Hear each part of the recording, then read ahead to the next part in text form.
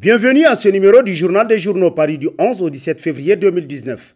Un numéro que nous entamons avec l'actualité politique, notamment la désignation le 10 février dernier du sieur Bazoum Mohamed par le comité exécutif national PNDS comme candidat du Parti Rose aux élections présidentielles de 2021. À cet effet présidentiel 2021, Bazoum est-il réellement le bon choix? S'interroge à sa une l'hebdomadaire Le Nouveau Républicain, qui nous apprend que d'aucuns pensent que la division du parti est irréversible, car les procédures de l'élection n'ont pas été respectées. Hassoumi n'étant pas exclu du parti, ils ne comprennent pas pourquoi cette précipitation selon le journal qui se demande d'autres tels que Zilli Kalamoutari n'avaient-ils pas des ambitions? Et Issoufou Mahamadou a tort de n'avoir pas dévoilé depuis fort longtemps son candidat. Cette situation a sémé la graine de la discorde, a infusé le virus de la décomposition du PNDS d'après l'hebdomadaire qui poursuit. Selon un militant du PNDS résident en Allemagne, le PNDS est maintenant affaibli. Je trouve dommage que des camarades du parti qui rien qu'hier félicitaient Massaoudou pour son travail se mettent aujourd'hui à l'insulter et qu'il est toujours secrétaire général du parti. Nous connaissons les commanditaires et je trouve cela dommage. Attendons de voir la division du PNDS aussi, dixit le militant de la diaspora tel que rapporté par le Nouveau Républicain. Bazoum Mohamed peut-il être juge et parti? S'interroge pour sa part l'hebdomadaire Le Monde d'aujourd'hui, pour qui, si sa candidature est vraiment confirmée par son parti, l'actuel ministre de l'Intérieur doit se préparer à quitter le gouvernement ou à défaut changer de portefeuille ministériel. Son maintien à son poste actuel serait tout simplement une insulte à la démocratie et à la bonne gouvernance de manière générale, étant donné que c'est le ministère de l'Intérieur qui est chargé de l'organisation des élections. Mieux, en tant que responsable des autorités administratives, locales, coutumières et même religieuses, le candidat Bazoum Mohamed va inévitablement se servir de sa position pour maximiser ses chances par rapport aux autres candidats. Ne pouvant pas être jugé parti, il doit donc laisser le ministère de l'Intérieur à une autre personne selon le journal qui poursuit.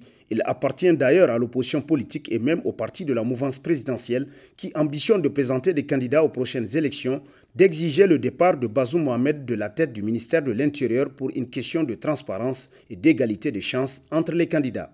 Discorde entre les membres de la commission électorale, le ministre Bazoum menace de dissoudre la CENI, titre à sa une l'hebdomadaire L'Éclosion, qui nous apprend qu'une source indépendante lui a confié que la semaine passée, le ministre de l'Intérieur, titulaire de l'organisation des élections, a rencontré les membres de la CENI. Au cours de cette rencontre, le président du PNDS Taraya, Bazoum Mohamed, aurait intimé aux responsables de la CENI l'ordre de s'entendre et d'accélérer le processus électoral. Faute de quoi, selon le journal, la CENI sera dissoute et remplacée par une autre. Outre sa contestation par une bonne partie de la classe politique, en l'occurrence les partis membres de l'opposition politique, le processus électoral est grippé par des mésententes au sein même de la CENI déjà contestées, constate L'Éclosion.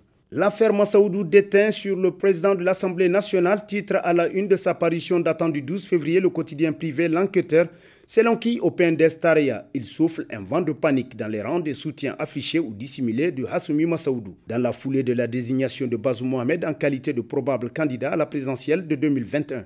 Deux proches de l'ancien ministre des Finances ont été exclus du Parti Rose, nous apprend le journal, qui poursuit d'autres têtes tomberont en instant. D'aucuns pensent déjà à Ousseini Tinni, le président du Parlement. La prochaine session de l'Assemblée nationale en avril prochain pourrait-elle sonner le glas de son bail à la tête de cette institution de la République? S'interroge le quotidien qui se demande encore, le PNDS va-t-il franchir le pas? Mais il n'y a pas que Ousseini Tinni à être dans cette situation d'expectative totale. La première épouse de Hassoumi Massaoudou serait en proie à l'incertitude quant à la pérennité de son statut de patronne du programme national de lutte contre le sida et les hépatites selon L'Enquêteur. 29e anniversaire des événements du 9 février 1990, l'USN rend hommage à ses martyrs, titre à sa une l'hebdomadaire L'Actualité qui rappelle qu'au Niger, la communauté scolaire a entamé les activités de la semaine commémorative des événements douloureux du 9 février 1990. C'était le samedi 9 février dernier où les scolaires étaient sortis massivement pour exiger justice à leurs camarades ayant perdu la vie et qu'ils considèrent comme étant les héros de la démocratie. Selon Ider, le secrétaire général de l'USN, l'école publique est tourmentée et agonisée. Pendant ce temps se dégage une tendance honteuse à la privatisation de celle-ci par les gouvernants. En illustre le manque des initiatives publiques dans le cadre de la compétitivité et la performance du système éducatif nigérien, dixit le secrétaire général de l'USN tel que rapporté par L'Actualité. Amère vérité, le Niger, un pays, un peuple de justice, s'interroge dans sa rubrique Nation l'hebdomadaire satirique Le Canard en furie. Pour qui la justice est un couteau à double tranchant. Utilisée à bon escient, elle peut être le terreau fertile sur lequel germe et prospère la démocratie et l'état de droit. Manipulée et instrumentalisée, elle peut se révéler fatale pour les libertés publiques et devenir à terme le levier de la dictature. Or, il se trouve qu'au Niger, depuis 8 ans que cela dure, la justice est au centre de toutes les discussions, devenant au fil du temps la grosse inquiétude des Nigériens. Aujourd'hui, sur la base de cas flagrants, il n'est ni déplacé ni exagéré de parler de l'existence de deux justices. Une première qui, à la limite, traque, embastille et jette en prison pour un rien les malpensants, c'est-à-dire les journalistes qui dérangent, les opposants politiques et ceux qui, parmi les acteurs de la société civile, sont considérés par Mahamadou Issoufou de putschistes. Cette première justice s'autosaisit ou du moins est appelée quelque part à s'autosaisir lorsqu'il s'agit d'un citoyen qui dérange le pouvoir et qu'il faut taire pour un bon moment, sinon pour un temps indéterminé. Parallèlement à cette première justice, symbolisée par des juges de service, coexiste une seconde qui cesse d'exister dès lors que le citoyen de porte-à-faux avec la loi est d'un parti au pouvoir, singulièrement du PNDS-Taraya. Cette justice-là veille pratiquement sur les intérêts d'une catégorie de citoyens nigériens qui pillent les deniers et biens publics et qui s'attaquent suprême sauf conduit à la cohésion sociale et à l'unité nationale selon le Canard Amphiri. Kalla Moutari, ministre de la Défense nationale, est placé en forme dans la rubrique baromètre de l'apparition en date du 14 février du bi-hebdomadaire L'événement. Pour qui, ministre de la Défense, Kalla Moutari vient de donner une belle leçon à certains de ses pairs, en participant comme simple citoyen à une rencontre organisée par Alternative Espace Citoyen sur les défis sécuritaires dans la région du Difa. Cette posture du ministre Kalla doit être saluée et encouragée par son régime, dont certains faucons classent Alternative Espace Citoyen comme une organisation terroriste parce qu'elle dérange les prédateurs et leurs semblables, selon l'événement qui conclut. Par cet acte, le ministre Kalla prouve également qu'au-delà de certaines divergences, seul l'intérêt du Niger et de son peuple doit primer. Dame Hadiza Kafougou, aux Zambiens, la valeur n'atteint point le nombre des années, titre dans ses colonnes l'hebdomadaire Le Courrier qui nous apprend que limogée du poste de directrice générale du CNUT pour avoir rendu visite à son jeune frère incarcéré en prison pour une présumée tentative de renversement du régime, Hadiza Kafougou a préféré être digne que d'abandonner sa famille au profit d'un quelconque poste qui est d'ailleurs éphémère. Sa constance dans le respect des valeurs sociales et sociétales fait davantage d'elle aujourd'hui une dame dont le courage et son attachement aux valeurs indiscutables de la société doivent être un enseignement pour tous. Avec son refus de tourner le dos aux valeurs qui constituent le socle, le fondement de la famille, Dame Hadiza Kafougou redonne aux Nigériens la fierté et la dignité d'antan. Les Nigériens de tous bords politiques ont applaudi et salué le sens élevé de dignité et d'honneur dont elle a fait montre, conclut Le Courrier.